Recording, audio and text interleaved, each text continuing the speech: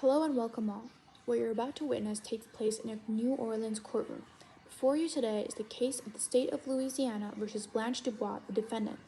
The charge, predation. Her defense, insanity. Over the course of this trial, you will hear two competing stories, one of the defenses and one of the prosecutions. You are the jury. Listen closely to both sides, weigh the evidence, and when the arguments are done, the final, most important task goes to you. You must render a verdict, guilty or not guilty, by way of insanity. Let's begin. The court is in session. Good morning. My name is Delia Primo, and it is my pleasure and duty to represent the state of Louisiana.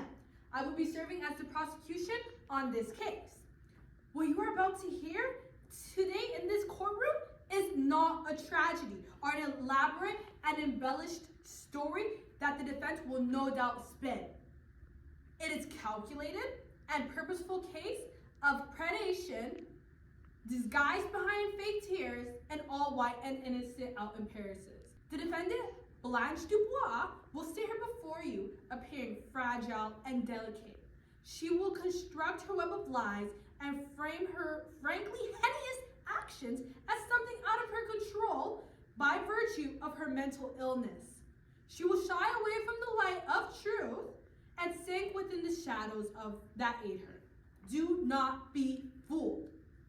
The evidence will clearly show Blanche Dubois, not even a year into her arrival of New Orleans, engaging in inappropriate relations with a young man, with the reason of her abrupt arrival being nothing less than appalling. She had been all but kicked out from her town for abusing her authority and position as a school teacher, and involving herself once again inappropriately with yet another teenage boy. This is not romance, nor is it a case of star-crossed lovers. Despite what Blanche might convince you of, this was a resurfacing of Blanche's ugly, repressed desire she had tried so hard to keep hidden within the deep recesses of her mind. This was Blanche's true self, without any defense mechanisms to conceal it, nor any clever deceptions and projections of the fake identity she had built for herself. The defense will plead insanity. They will claim she had been trapped in her mind with every misstep she took. But the truth of the matter, and what the psychoanalyst lens help us in recognizing, is that Blanche Dubois is not out of her wits, or out of touch with reality. Yes, she is in her own realm of magical fantasy, not being able to see her crimes for what they are. But she uses this very justification as a weapon. She uses the idea of fantasy and romance and desire in her head to consciously, knowingly lure her underage victims. And when the evidence is all laid out before us, the state will prove beyond a reasonable doubt the defendant is guilty. Thank you. Good morning, members of the jury. My name is Ciela O'Connor, and I will be here to serve as a representative of the defendant, Blanche Dubois. Members of the jury, the prosecution will give you fragments of Blanche Dubois' life that are taken out of context and ask you to see a monster. But the evidence will show you that Blanche is not a predator. She is a traumatized woman whose actions can be explained through the lens of a psychological collapse rooting from grief, a barrage of responsibilities, and a lack of care. Psychoanalytic theory teaches us that trauma distorts judgment, fractures identity, and drives individuals to cling to anything that offers an escape from unbearable pain. Blanche's life has been marked with repetitive loss, the deaths of her family at Belle-Rive, the suicide of her young husband, and years spent caring for the dead, all alone. The prosecution will point out the incident with the newspaper boy and the student, acts that Blanche herself acknowledges as terrible mistakes coming from overwhelming grief and regression. What you see is not predation, but a traumatized woman fighting impulses she does not fully understand, ultimately turning him away, proving restraint rather than misconduct. By the end of this trial, you will understand that Blanche Dubois is not a predatory figure the prosecution paints, but a broken human being, seeking comfort, clinging to illusion, and struggling under the weight of unprocessed trauma, and ask you to render a verdict of not guilty, the only appropriate verdict in this case. Thank you. For the first point and first evidence, I would like to show these incriminating photos of Blanche Dubois kissing a young man. Objection! We did not have this evidence prior to the trial. Where'd you even get these anyway? The movie? Overruled. All allowed. I'd like to call the young man to the stand.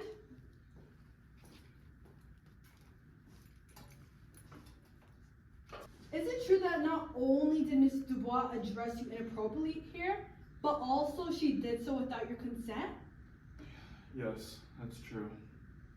Well, Your Honor, I wouldn't know more damning evidence had I staged it myself. No further questions for the witness. I would like to call my first witness, Harold Mitchell, to the stand.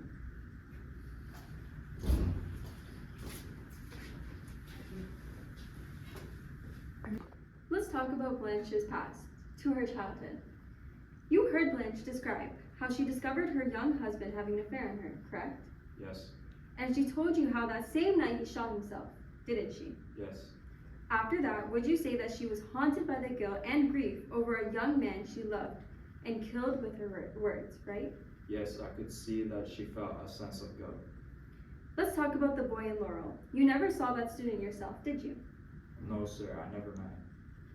What you know about that is the gossip that you got secondhand over the phone, correct? I heard it from Stanley and he heard it from others. I didn't see anything with my own eyes. You also said that Blanche couldn't stand bright light and always used dim lamps and paper lanterns, correct? Yes, I tore that paper lantern off once to see her full light. It hurt her terribly. That's because she was terrified of anyone seeing her as old.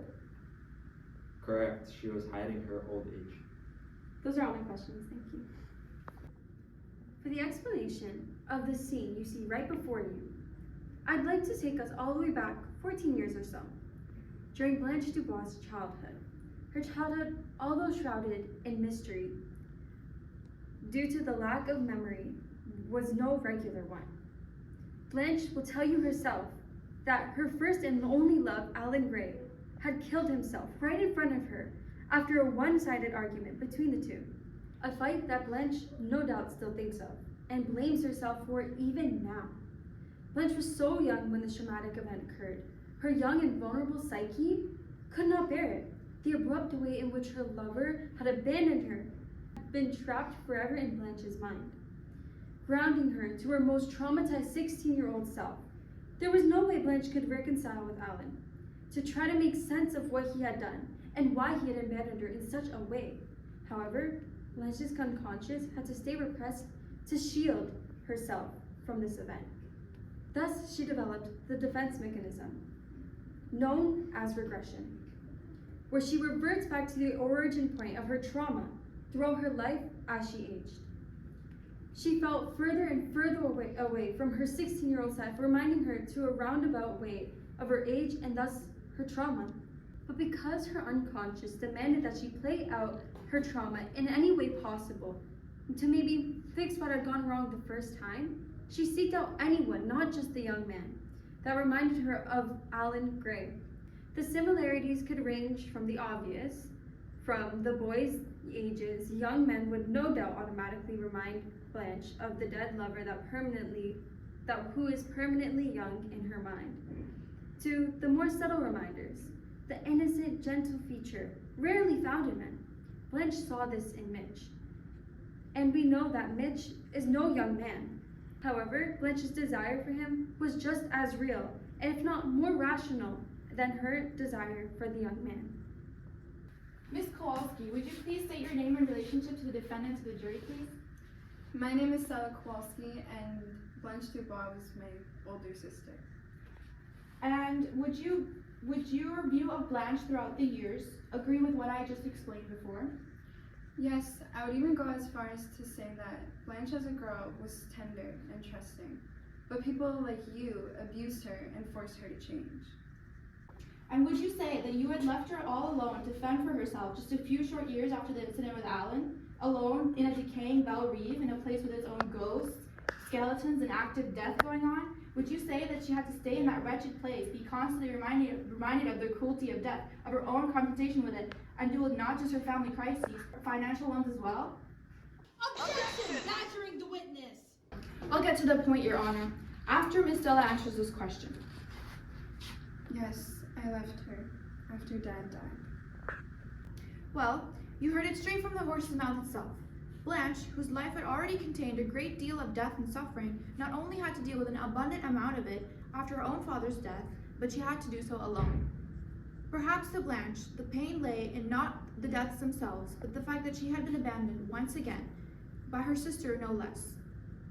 Blanche has been put through all types of abandonments, intentionally permanent ones by way of Alan choosing to kill himself, unintentionally permanent ones by way of her father and other relatives dying of sickness at Belle Reve, and intentionally temporary ones by way of her sister Stella leaving her for the promise of a new life.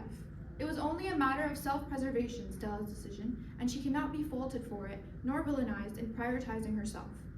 But when it comes to Blanche and her methods of self-preservation through her self-defense mechanisms, albeit being unclear and hard to grasp due to her messed up psyche, who can say that they are not just as valid? In fact, an admirable aspect of Blanche would not be seen in many other people is one where she remains kind and trusting to other people. In any other person, their innate fear of abandonment caused by multiple personal experiences with death would lead them to fear the risk that comes with living. Because if they don't live to begin with, if they stay static and stagnant and a numb person, they don't ever have to face the concept of death ever again. If such a person was to interact with another, they would be held in contempt and it would be hard to sympathize or even understand them, let alone see their side of their story in a trial. However, Blanche is not such a person, making it easier for us to understand her and her story.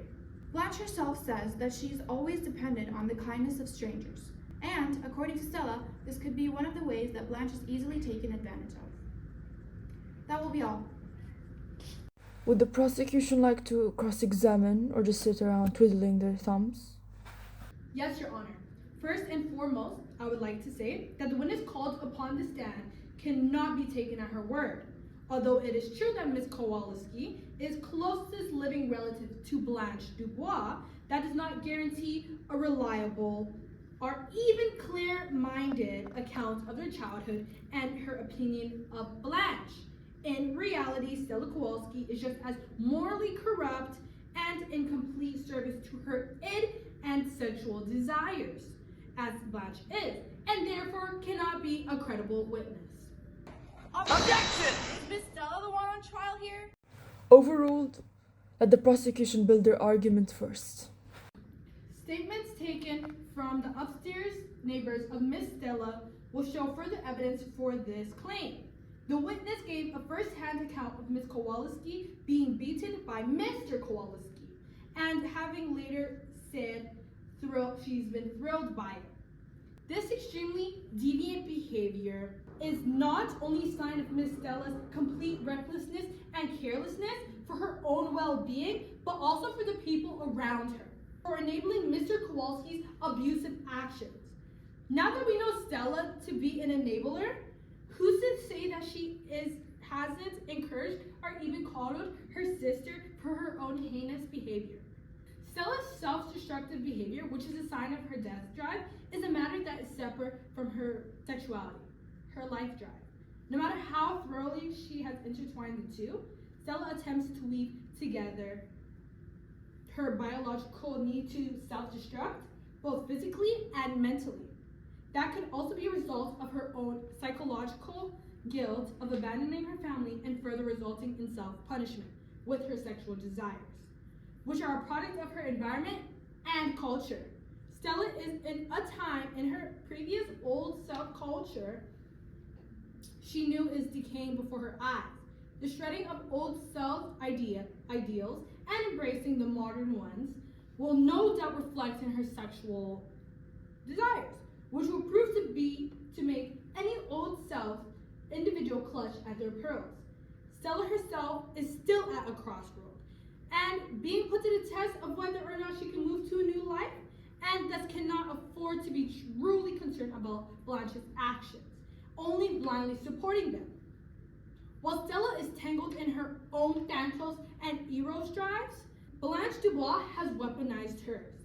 She didn't arrive in New Orleans a wounded saint. She arrived as a predator. She seduced a student, losing her job. She preys on the young paperboy. She fabricates romance with a millionaire. She leads on Mitch while avoiding accountability and admitting she does not desire him for love, but for security. Blanche is calculated and is always hiding ulterior motives. Dubois uses sexuality as her only remaining tool for control and survival. Her culture may have given her the tool, but she chose to wield it to harm others. Due to unforeseen weather conditions, the courtroom has now been moved online. The court is in session. I'm glad you brought up sexuality and her culture that influences it. Because although it is true the Old South culture dictates Blanche's superego, ultimately leading her to exploit others in a way, and being dishonest with them, this is not an excuse for Blanche's actions, but a diagnosis. Blanche has the most unfortunate view of herself, being that she only sees inner worth in her desirability to men, and attaches safety and security to said men. We see this for ourselves when Blanche is asked by Stella if she truly wants Mitch and replies with, "I want to rest. I want to breathe quietly again. Yes, I want Mitch." Here it is evident that Blanche employs a process called condensation, in which she uses Mitch as a stand-in for multiple ideas associated with him, those being safety, financial security, and possible reprieve from her constant suffering. In the end, Mitch proves Blanche's ideas of him wrong by passing his negative judgment of her based on other people's words, yet continuing to pursue her sexually. Mitch makes it a point throughout their relationship that he desires Blanche sexually just as much as he does romantically.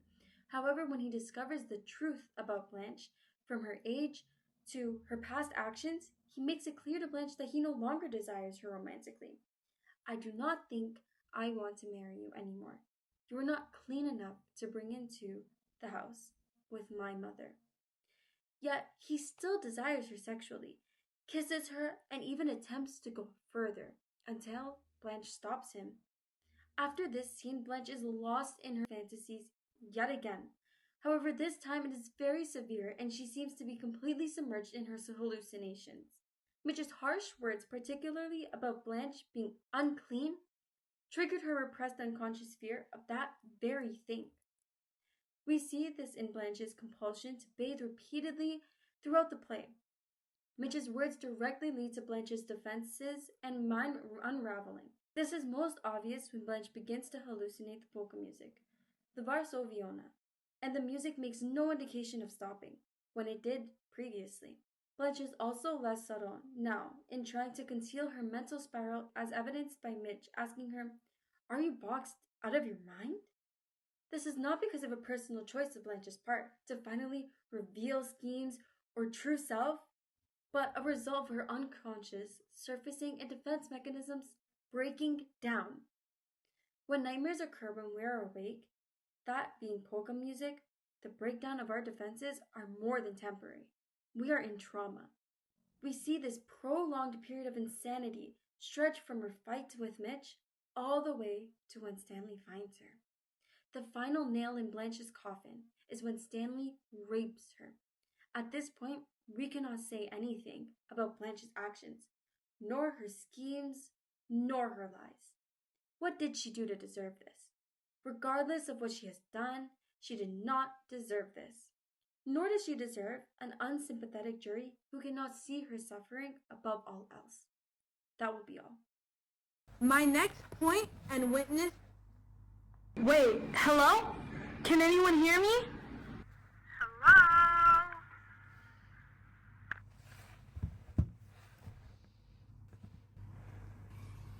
Anyways, for my first point, I'd like to refer to the entire timeline and overarching progression of Blanche's actions and attitudes throughout the play. Blanche is a character that is informed by the imaginary order, in which lies fantasy. We know Blanche to be an esoteric person from the very start, one who could be described as being up in the clouds, and without much reservation for the cruel and hard world. She takes as many baths as she wants, she sings in said baths, and is even referred to as a canary. And she can be extremely stubborn in maintaining this fantasy realm of hers in which she can be completely comfortable with herself, or at least attempt to be. The most important part of this realm of Blanche's that she details herself is the fact that it contains magic. Blanche says, "I don't want realism, I want magic." Yes, magic. Blanche justifies her acts of deception and manipulations by labeling them as mere embellishments she uses to make the world a much more magical and fantastical place. This is a crucial insight we have on her character when she is at her most vulnerable during her final fight with Mitch, and most honest when she admits to all her previous wrongdoings. The truth is, Blanche is only so preoccupied with this fake world that she made beautiful with lies because she has had a glimpse into the real. The real order is a concept in Lacanian psychoanalysis that stands in direct opposition to the imaginary order. The real is a realm in which neither an individual's personal fantasies nor society's cultures and nature's laws exist. All these things occur within the context of the imaginary order and the symbolic order, respectively. The realm of the real is thus devoid of any meaning or any purpose. Blanche, after facing so much death and tragedy, after being thrust into a new culture so starkly different from the one she grew up with, after having to re-evaluate her worth as a person as she aged, likely had already looked inward and asked the question, what is the meaning of all this? Why am I suffering? How am I defined as a person? And when she discovered the answer to these questions was all a simple, it does not matter, she was likely terrified. This struggle and contact with the real is implied to take place before the events of the play even begin, precisely because the play itself is a show of how Blanche tries to hide and avoid the real. The real is ironically symbolized as light. Throughout the entire play, we see Blanche trying to escape from it, from reality, by taking reprieve in her imaginary order and symbolic orders, by either desperately searching for meaning within society's flimsy rules and cultures, or within her own little world and mind itself. This is why she so deeply engages with the identity of the innocent and proper Old South girl, because it gives her meaning. And in the real lies the absence of that very thing. Contact with the real can be a terrifying and lonely experience, not to mention the collapse of logic and reasoning and sanity that it brings. Blanche has been lost and stumbling around the formless, shapeless, real order since before she even stepped foot in Elysian Fields.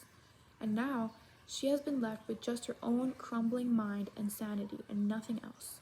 Blanche covers the world in lies and magic and deception, all for a desperate search of meaning that the world has denied her. To condemn her when she's already entrenched deep away from reality's confines would be a mistake on the jury's part. The defense now rests.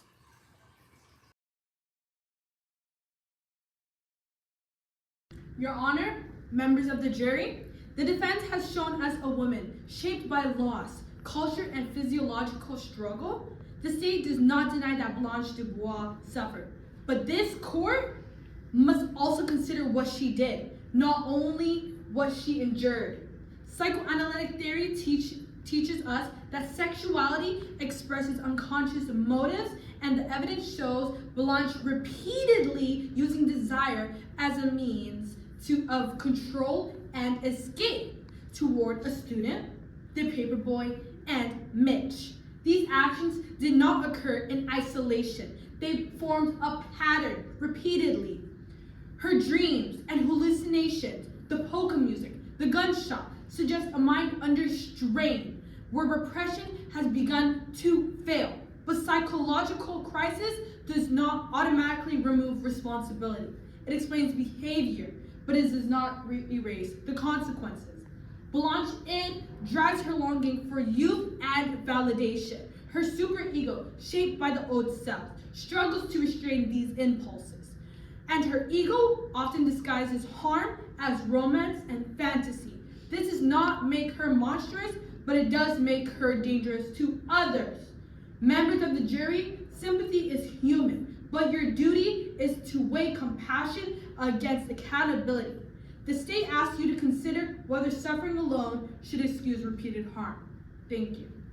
Members of the jury, the prosecution has presented you with the case of cold calculation. They have dissected a woman's unraveling and called it a scheme. We are not here to deny the damage. We are here to understand its source. Blanche Dubois grasped kindness. She grasped at stories where they're kinder than the truth. She grasped at the chance to be someone other than a woman her past had broken. The evidence the prosecution cites as manipulation, the stories, the bathing, the light, is not the evidence of a criminal mind.